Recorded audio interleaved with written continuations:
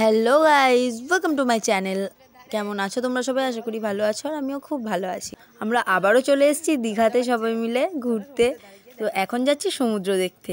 আর নীল বলছিল ইন্ট্রোটা ও দেবে। একটা বললে যে উপরে ঢেউটা আসছে। এর আগের বার যখন এই সময় এসেছিলাম তখন প্রচন্ড পরিমাণে ঢেউ ছিল বল, আর এখন সেরকম ঢেউই নেই। আজকে ঢেউই নেই। আমরা ঠান্ডা ঠান্ডা করে চেঁচাচ্ছিলাম আসার সময়, সোয়েটার আনিনি বলে। এখানে এসে দেখছি অসম্ভব গরম।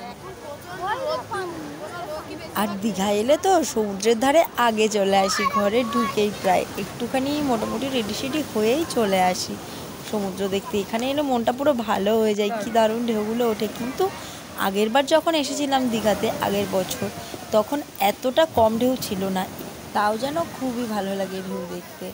আর আমরা তো সামনে চলেই যাচ্ছিলাম জলে পা ভেজানোর জন্য, আর ওই দেখো একটা পাথর চলে গেল। পাথরটা দেখ কিভাবে চলে গেল। নীল এইদিকে আয়, এইদিকে আয়, তুই এইদিকে আয়, তাড়াতাড়ি উঠাই। আর নীল তো বারবার করে জলের সামনে চলে যাচ্ছিল, ওকে বারণ করছিলাম আমরা, যাস না তুই, দূরে চলে আয়, কারণ ভয় লাগছিল। যতই হোক জল বলে কথা, জলের সাথে পাকামো করাটা ঠিক নয়। তো তারপরে দিদি রাতের ফোনটা দিয়ে আমি আর ছেলে চলে গেলাম একটু সমুদ্রের জলে পা ভেজাতে। আর প্রথম প্রথম তো একটু ভয়ও লাগছিল, ছেলেটাকে নিয়ে যাচ্ছি বলে কথা। আর হ্যাঁ, আমার ভিডিও কেমন লাগছে তোমরা কমেন্টে জানিও। ভালো লাগলে একটা লাইক, কমেন্ট অ্যান্ড শেয়ার করে দিও।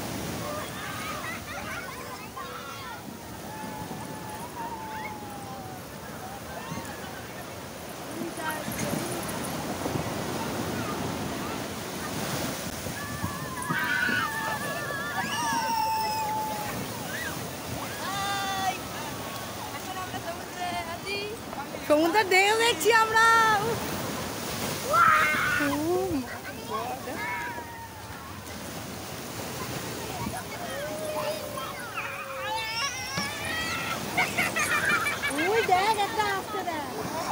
আর হ্যাঁ, আরেকটা কথা বলি, প্রচণ্ড ল্যাথর হওয়ার কারণে ভিডিওটা দিতে অসম্ভব দেরি হলো, মানে প্রচণ্ড দেরি হলো ভিডিওটা দিতে।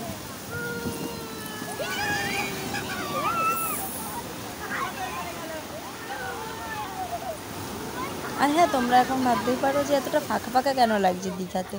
তখন চলছিল উচ্চ মাধ্যমিক পরীক্ষা, সেই সময় আমরা গিয়েছিলাম, তো সেই কারণে অনেকটা ফাঁকা ছিল মনে হয়। তো সবাই সেটাই বলছিল যে উচ্চ মাধ্যমিক পরীক্ষা চলার জন্য এতটা ফাঁকা ফাঁকা লাগছে।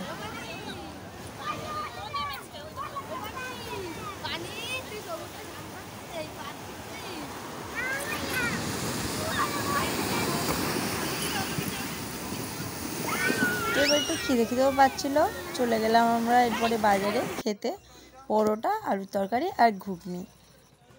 তো চলো ভিডিওটা এখানেই শেষ করছি, দেখা হচ্ছে নেক্সট ভিডিওতে। ততক্ষণ পর্যন্ত ভালো থাকো, সুস্থ থাকো, বাই।